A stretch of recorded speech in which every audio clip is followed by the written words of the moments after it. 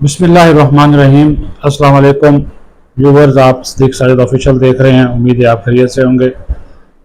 आज कुछ सरकारी बाबुओं के बारे में आपसे बात करेंगे। सियासी बातें बहुत करते हैं, लेकिन जो सरकारी इदारों में हो रहा है, मेरे और आपके बजट से पैसे लेने वाले ये सरकारी बाबू बड़ी बड़ी लंबी गाड़ियों, लंबे चौड़े दफातर में बैठकर क्या काम भी कर रहे हैं या सिर्फ थबंचू कमा रहे हैं। और वो लोग जिनको भारी भरकम तनख्वाहों पे रखा गया, वो क्या कर रहे हैं, उसके ऊपर भी बात करेंगे कि निजी शोबा से उनको लाया गया और यहां पे लाकर उनको MP1 MP2 स्केल दे दिया गया।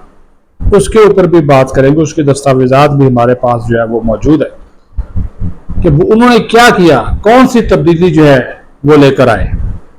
ठीक है जी। फिर जनाब गिलगित बल्तिस्तान में आपको पता है कि इलेक्शन होने जा रहे हैं, जून में है, मई जून में है, इसमें गिलगित बल्तिस्तान में, और जुलाई में आज़ाद कश्मीर में है। तो उसका भी एक सियासी जोड़ तोड़ जारी है। कोई इधर से पकड़ के नून लीग में लाया जा रहा है, कोई उधर से पकड़ के जनाब पीपल्स पार्टी में लाया जा रहा है। वो बड़ा कड़बास मचा हुआ है। ठीक है जी। और आपको पता है सियासत में सारी चीजें जो है वो जायज समझी जाती हैं। वो दूसरी बात, यही वो सरकारी बाबू और इतलात ऐसे हैं कि जनाब 22 हजार के करीब सरकारी मुलाजमीन वफाकी और सूबाई, जिसमें ज्यादातर अफसरान हैं, इनके पास दोहरी शहरियत मौजूद है। अब उसकी तफसील मांगी जब इस्टेब्लिशमेंट डिवीजन से सेनेट की काबीना कमेटी ने कल, तो इस्टेब्लिशमेंट डिवीजन में भी बैठे हुए बहुत से बाबू लोग ऐसे हैं जिनकी दोहरी शहरियत है। उन्होंने वो रिकॉर्ड ही देने से इनकार कर दिया। उन्होंने कहा ये भी हमारे पास नहीं है, वो खत लिखेंगे, फला करेंगे, फिर आपको दे देंगे, जान छुड़ाने की कोशिश कर रहे। तो काबीना कमेटी के अरकान, जिसमें सारे हुकूमत और अपोजिशन के लोग सब शामिल थे, उन्होंने कहा कि ना, इस मामले को ऐसे नहीं जाने देंगे। जब एक MPA MNA सेनेटर दोहरी शहरियत नहीं रख सकता, आप कहते हैं अवामी पब्लिक ऑफिस होल्डर जो है वो दोहरी शहरियत का अमल नहीं हो सकता, तो जो सरकारी अफसरान हैं, जो पब्लिक के नुमाइंदे हैं, जो पब्लिक सर्वेंट हैं, वो क्यों रखें, ये भी नहीं होना चाहिए। तो उन्होंने कहा जी हमारी जो दोहरी शहरियत है, अरकान ने कहा कि हमारी जो दोहरी शहरियत है उसको बुनियाद बनाकर हमें नाअहल कर दिया जाता है। फैसल वाडा का केस आपके सामने है ना जी, और इस तरह के कई केस है। फैसल वाडा को नाअहल कर दिया था दोहरी शहरियत वाले मामले पे, वो बेचारा रोता रहा कि मैंने छोड़ दी है, लेकिन कहा जी जब आप इलेक्ट हुए तो उस वक्त आपने नहीं छोड़ी थी, कागज में जो आपने शो नहीं की उसको नाअहल कर दिया था। तो अभी ये सरकारी बाबू जो है, पता चला कि 22 हजार के करीब सरकारी अफसरान, उनके बच्चे, वो जनाब कनाडा, अमेरिका, ऑस्ट्रेलिया, इथोपिया तक के दोहरी शहरियत लिए हुए हैं। बाकी बड़े बड़े ममालिक जो है वहां पे, स्विट्जरलैंड है जी, उनकी दोहरी शहरियत लेकर रखी हुई है। तो फिर क्या ये दोहरी शहरियत वाले रियासत पाकिस्तान से वफादार हैं, या जिनकी दोहरी शहरियत इनके पास है वहां पे वफादार है, जहां पे हर साल ये छुट्टियां गुजारने जाते हैं जून जुलाई में? कोई अमेरिका जा रहा है, कोई लंदन जा रहा है, कोई जिनेवा जा रहा है, कोई स्विट्जरलैंड जा रहा है, कोई जनाब ऑस्ट्रिया जा रहा है, कोई ऑस्ट्रेलिया जा रहा है, कोई कनाडा जा रहा है, कोई जर्मनी जा रहा है। फरमाइए ना। तो भाई बहरहाल जब काबीना कमेटी के अरकान ने कहा कि ना भाई एस्टैब्लिशमेंट डिवीजन ने बड़ा आए बाएं छाएं की, तो अगर सवाल ही पैदा नहीं होता, हमें ये इंफॉर्मेशन चाहिए और हर हाल में चाहिए।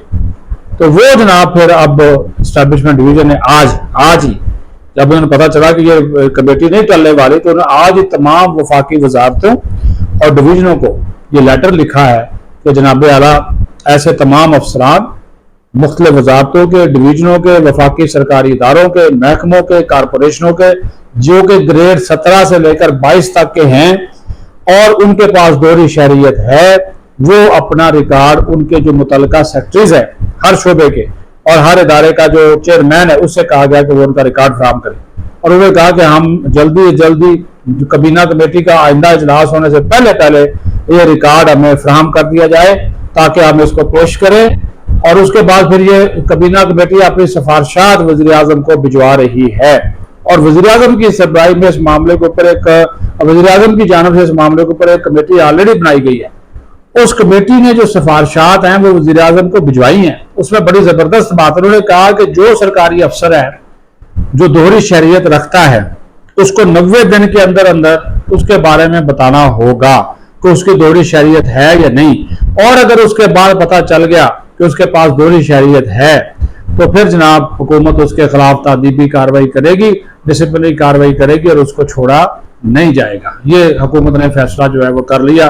तो उन्होंने कहा कि ऐसे तमाम अफसरान मुलाजमीन जिनके पास दोहरी शहरियत मौजूद है उनके हवाले से नए क़वायदे ज़वाबित जो है वो बनाए जा रहे हैं, और हो सकता है इस हवाले से कानून साजी भी हो।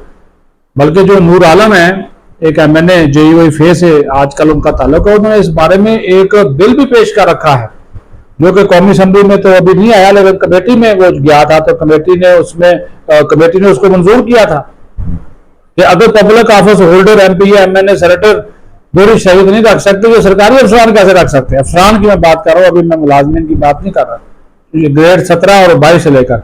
तो वो और अगर किसी का साबित हो जाता है जब वो नए क़वायदे ज़ाबित बन रहे हैं कि इस अफसर की दोहरी शहरियत है, उसको कोई ओहदा जो है अहम ओहदे पर ना उसको रखा जाएगा बल्कि उसके खिलाफ जो है वो कार्रवाई की जाएगी और उसको जो है वो फारिग किया जाएगा। ये बड़ा तयशुदा इनका जो है वो प्लान एक जो है वो मौजूद है। ये मैं आपको बता दूं, क्लियर कट बात है।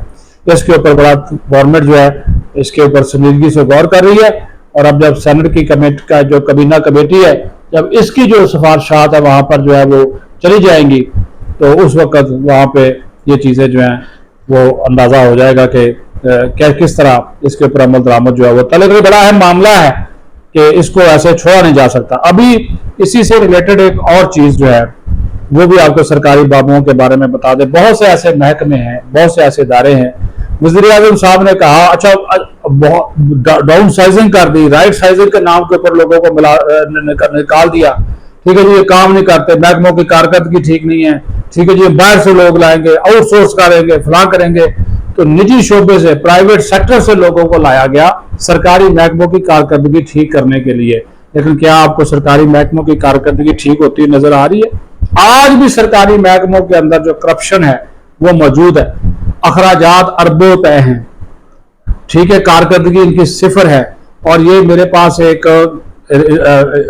इदाद-ओ-शुमार हैं, दस्तावेजात है बाकायदा, वो पार्लियामेंट में पेश की गई हैं जिसमें बताया गया कि निजी शोबा से हायर किए गए अफसरान और माहिरीन की तादाद 157 है, जो कि एक साल के दौरान इन माहिरीन को, ये आप सुनकर हैरान रहेंगे, एक साल के दौरान इन माहिरीन को 1 अरब 79 करोड़ 52 लाख रुपए अदा किए गए सिर्फ तनख्वाहों और मराद की मद में। कोई स्पेशल पे स्केल पे आया, कोई MP1 है, कोई MP2 है, कोई MP3 है, लाखों रुपया तनख्वाह है। और लाया गया कि जनाब ये वजारतों में सरकारी अमूर की अंजामदही निजी शोबा से माहिरीन हम लाए हैं ताकि इनकी परफॉर्मेंस बेहतर हो सके। कोई परफॉर्मेंस जो है वो बेहतर नहीं हो सकी, और किसी सतह के ऊपर भी किसी वजारत में या डिवीजन में आपको परफॉर्मेंस जो है वो बेहतर नजर नहीं आती। और ये उल्टा जो हम इनको पैसा दे रहे हैं, मेरे और आपके टैक्स का पैसा है, हमारी जेबों से जाता है, और ये माहिरीन जो निजी शोबा के माहिरीन है हमारी ही जेबों के ऊपर जो है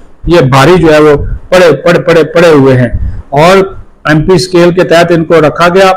MP स्केल के तहत रखे गए अफराद की तादाद है जनाब 93, ठीक है जी। और बाकी स्पेशल पे स्केल है उसमें से जिसको खुसूसी प्रोफेशनल पे स्केल कहा जाता है उसमें रखा गया 64 अफराद को।